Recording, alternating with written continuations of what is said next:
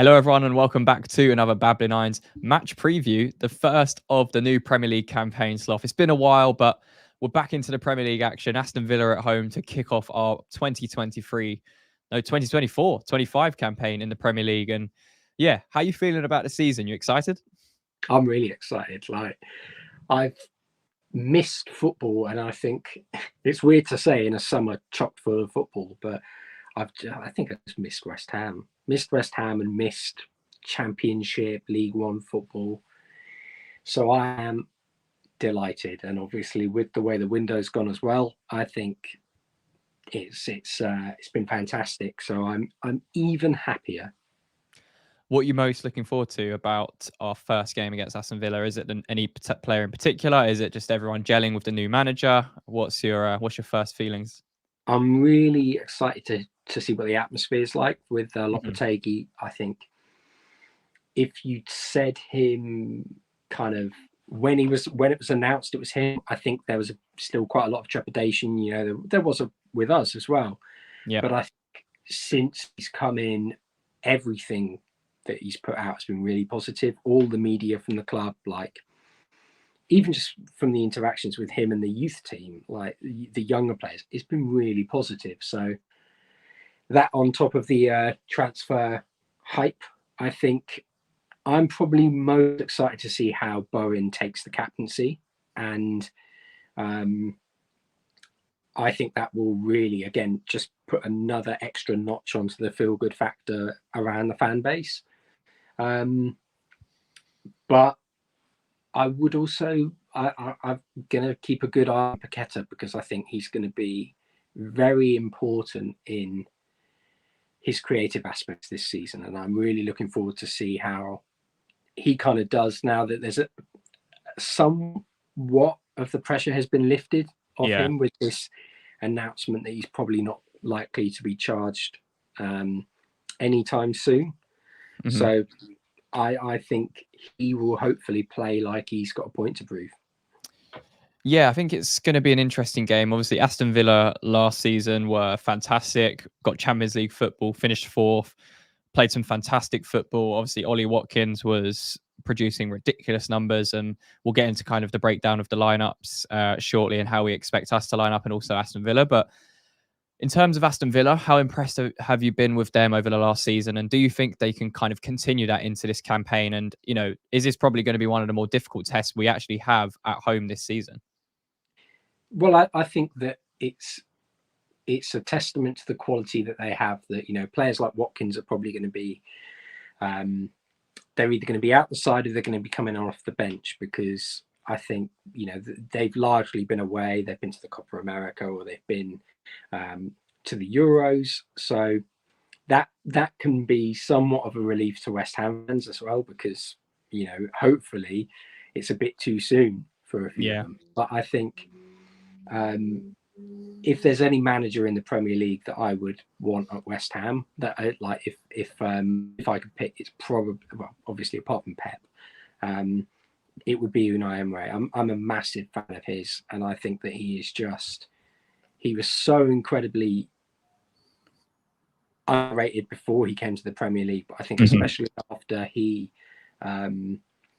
came to Arsenal and just had every obstacle put in front of him from a incompetent ball. Became a meme, really, didn't he? Yeah, well, I think people were very disparaging to him, and then I think as soon as he said good evening, it was like people just went, "Oh, that's funny." Something to latch onto, wasn't it?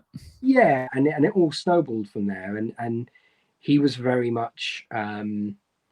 I don't want to say the David Moyes for Man United, but the David Moyes, like, for Arsenal almost. He was that sort of between that awkward phase without Wenger, after Wenger, and then going forward into Arteta. And I can't stand Arteta, so, you know, it's well, he's more than proven it at Aston Villa, hasn't he? That he's shown his capabilities as a manager, and also the flexibilities as a manager. I remember last season when we played Aston Villa and we drew 1-1 at home. We went 1-0 up, and second half he tweaked a few things, and we got absolutely torn to shreds, and probably should have lost that game. So he's someone I know you definitely like, and there's something we also have to be wary of, because Aston Villa have made some fantastic signings as well. some smart ones like bringing Ross Barkley back to the club. Obviously, Philogen Bidace was one that they triggered back as well. Another player we wanted to sign out on the wing, but they've made some really solid signings. Do you think the impact of losing players like Douglas Luiz, Diaby, is going to play much of an importance for them going forwards in the season, or do you think they've replaced those players adequately? This video is sponsored by Emotive. Emotive provide cutting-edge digital services, solutions, and training to companies and businesses of all sizes. Emotive have worked with some fantastic brands in the past, as you can see behind me, the likes of Apple, Google, Tesco, and of course, Babylon Irons. Emotive offer 4 key services, the first being digital solutions, the second being professional training and coaching, the third being fractional experts, and the fourth being AI readiness. We're going to be working with Emotive on our channel to improve how we showcase the data to you guys in our breakdown videos and data analysis videos. If you want to find out more information about how Emotive can work with you, make sure to scan the QR code now, which will take you to emotivetouch.com, where you can find out more details about the company, and the link will be in the description. A massive thank you to Emotive once again for sponsoring this video, and let's get back to it. I think they've replaced them really well. And as you mentioned, the combination of Onana in that side and Barkley, I think that's excellent replacement for Luiz. And they've also just managed to get a great deal in the fact that they've got a couple of players coming in. They got the youngster off Juventus as well, and he is a very big talent. But I think it will mainly be that pivot of kind of Barkley and Onana, and obviously they are also players who could potentially not feature, given that I think Barkley would be in, but Onana will be someone who maybe comes off the bench.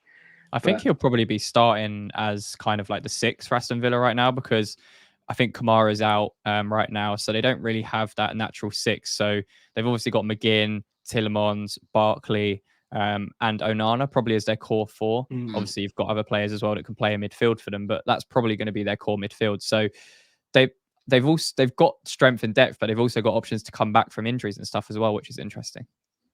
Yeah, and I think it's always difficult when players are coming back from international tournaments, because you don't know if they're going to start, if they're going to be the players who are eased back in, or they don't quite get the full pre-season. And I think Emre is a manager that will probably he'll leave it till as late as he can to make that decision, and see if he needs an extra bit of time to recover.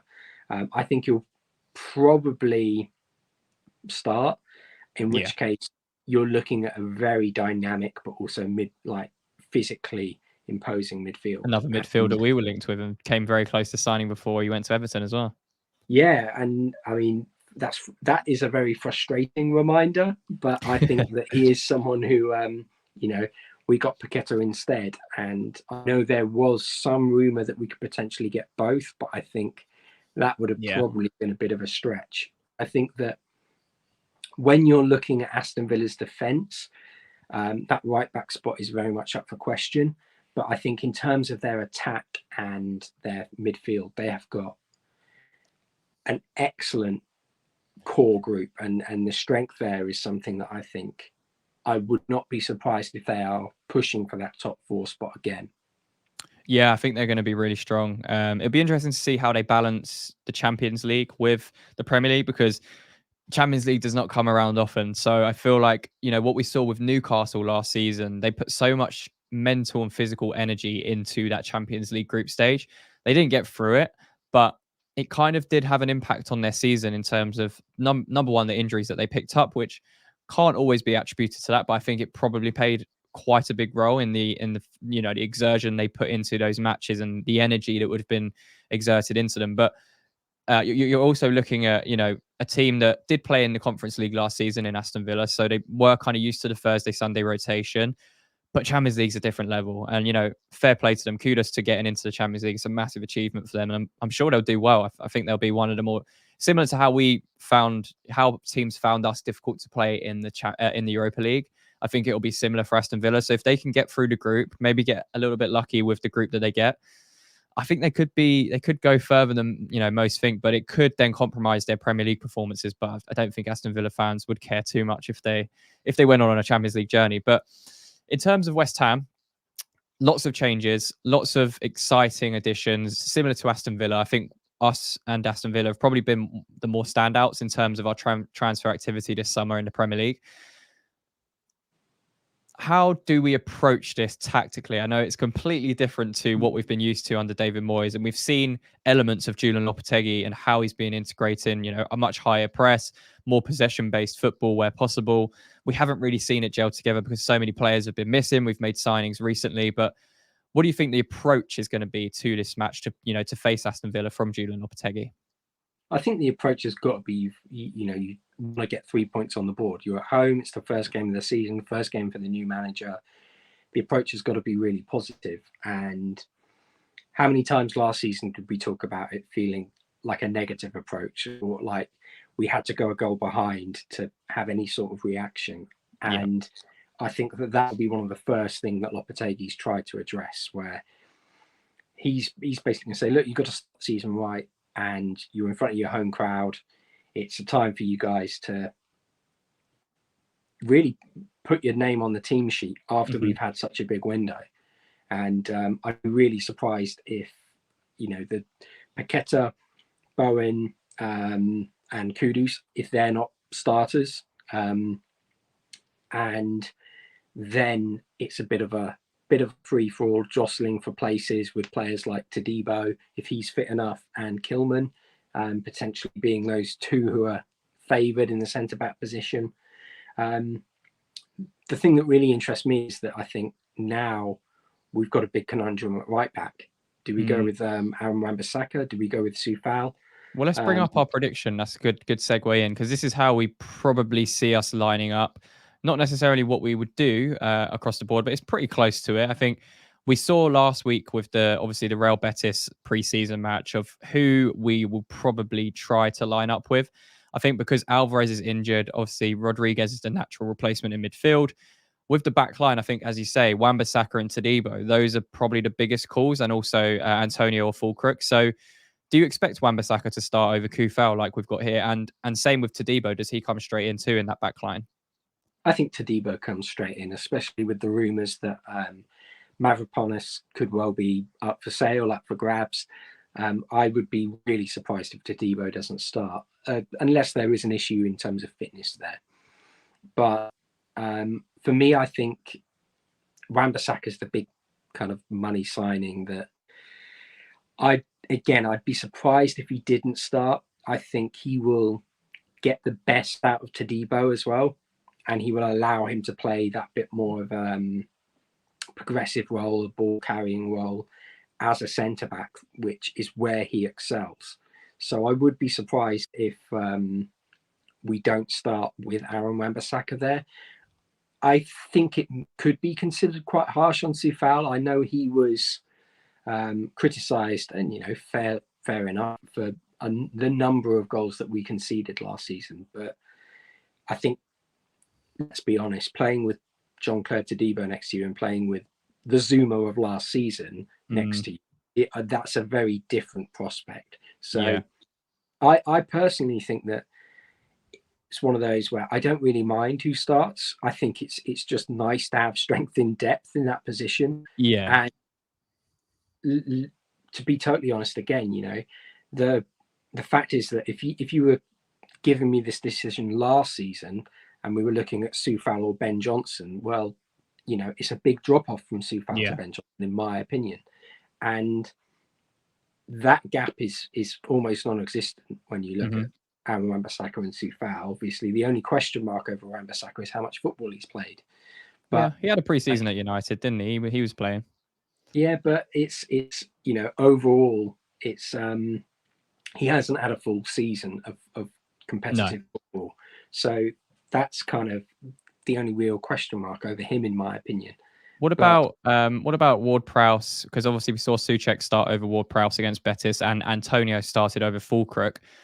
Those I expect Kudus to be out on the left instead of Somerville right now. I expect Bowen obviously to be on the right. I think Guido Rodriguez and Paqueta are two of the first names on the team sheet right now in that midfield. So who would you want to see, and who do you expect to see for Ward-Prowse and Antonio, or Fulkrug and Souček? Well, I personally think that Ward-Prowse will start. I think he's far more comfortable on the ball than Souček. And, as much as I've said many times on this channel that I do like Souček, I think that when you're looking at that sort of right-sided triangle of Todibo, Aaron Wan-Bissaka and James Ward-Prowse is going to be able to drop deeper and come over to collect the ball off Aaron Wan-Bissaka. He's going to link up with Todibo more, and he's going to be someone that is more willing to, be on the ball and try and make those passes, whether it's crossfield switches or even just kind of linking up with Todibo in a 1-2. It's very, very simple and easy to say that he's going to be far better at that than Souček, unfortunately. Mm-hmm. And I think that he will have a bit of a point to prove, because there's been some criticism over him, and I think it's fair to say that particularly in the set piece department he disappointed. But it's also something that he when he is played correctly, he's a very valuable asset. And I think that with that cover of Wan-Bissaka, with that cover of Todibo, he can really excel. And I hope he kind of shows his best for us. So do you think Antonio deserves to start as well over Fulkrug? Because obviously he's been brought in at the age he's been brought in with Fulkrug. There's been a lot of talk about who's going to be our number 9. Do you think Antonio deserves to keep his starting place for this one, or would you be bringing in Fulkrug? I'd be bringing in Fulkrug. Striker's job is to score goals, and look, I really like Antonio, and I've said many times that I think he is a very valuable player, but I think you've now got to look at him as an impact player or rotational player. And Nicholas Fulkrug is in a completely different level of goal scoring. He's the number 1 striker for Germany for a bit, and he's getting called up to that level of international side. So I don't mean it with any disrespect to Antonio, but I think he's a far more complete striker. Yeah. And I would be surprised if he doesn't start. Who do you think we need to be careful of? Obviously, it's quite difficult to predict how Aston Villa are going to line up, but based on pre-season, they've been playing more of a 4-3-3. We saw a lot of a 4-4-2 last season. Again, we don't know how Emery's going to be. He's obviously a very flexible tactical manager. But in terms of their personnel, it's likely to be something like this with maybe a few changes. Maybe Barkley could come in for Tielemans. We don't know whether Cash is going to be available to play right back. Ian Matson, a player, again, we were linked with, could be playing at left back over Digne. And then again, Watkins maybe striker as well if he's back and ready to play. But who out of this kind of predicted XI or even someone off the bench would you be looking at as saying, right, we need to be very wary of this player. They could cause us some problems on Saturday. Well, I think Watkins really shone last season, and that's probably an understatement, but he's the striker who, whenever you give him a sniff of a chance, there's a risk you concede. He's a very, very good player, and I think he was very unlucky not to start over Harry Kane at the Euros. I think, I was very vocal about that on my Twitter feed, but I think he is a fantastic striker, and I would be surprised if he's not the starter against us. Luckily, this season we got a lot more pace at the back to hopefully defend against him, but I think their key aspects at the moment are Onana in that central midfield. I think, one of the key aspects of Souček potentially even being involved is that he would combat that physicality of Onana. But yeah, I think that, to be honest, his limitations on the ball are probably the reason that you overrule that in the end. Yeah. I think for me, I think Onana could, as you say, it'd be interesting to see where he plays number 1. I think he will play slightly deeper for this game, but I don't think that's his best position as a 6. I think he's probably best as an 8, where he can carry the ball forwards and, similar to what we saw with other midfielders. But I think for us, Emerson against Bailey, I think that could be an awkward one. I think Bailey has shown that he's a very, very talented footballer when he's on it. And I think if he's on it, we're going to struggle down that side, to be honest, defensively. And even on the other side with Ramsey, really, really like Ramsey as a player. I think he's a fantastic footballer and could definitely cause us problems. Again, it'll be interesting to see whether he plays on the left wing, and also if he comes up against Wan-Bissaka or Kufau, because yeah, that could be a good, interesting debut for Wan-Bissaka if he is the one to get the nod over Kufau. But what are your predictions, Sloth? How are you feeling? What's your score prediction for the match? Because it's, first of the season, difficult to go off with no form and no stats, etc. But what's your gut telling you? I'm going in positive. I do think Aston Villa will be a great side and they'll have a great season, but I fancy us to nick it. Whether it's with the pace that we now possess in the squad or the quality in that attack, I think that it's also massively been aided by players like Todibo and Kilman at the back. So I'm a bit confident we might nick something, maybe 2-1, I think is what I'm going to go for. As you mentioned, Bailey, I think he's been the kind of underspoken talent in that Aston Villa squad.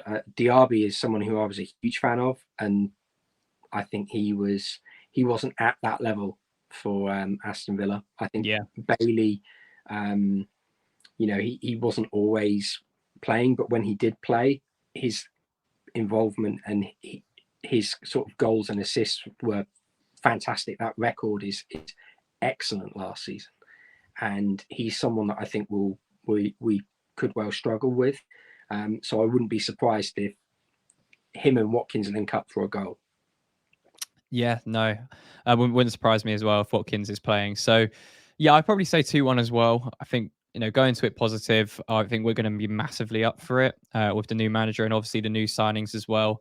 It's just how well this is going to integrate and play against an Unai Emery side that's, had some changes of itself. Definitely going to be a few different players in there than we saw last season at London Stadium. But yeah, I think we'll nick it. Start the season strong with 3 points and, give ourselves a positive platform to build off under Julian Lopetegui. But let us know down below in the comments, what are your predictions for the match? Are you excited? Who are you most looking forward to seeing play in a West Ham shirt? And who should we be careful of from the Aston Villa side? So yeah, if you enjoyed, make sure to leave a like, subscribe to the channel for more content, and Sloth, until the next one. Come on, you irons.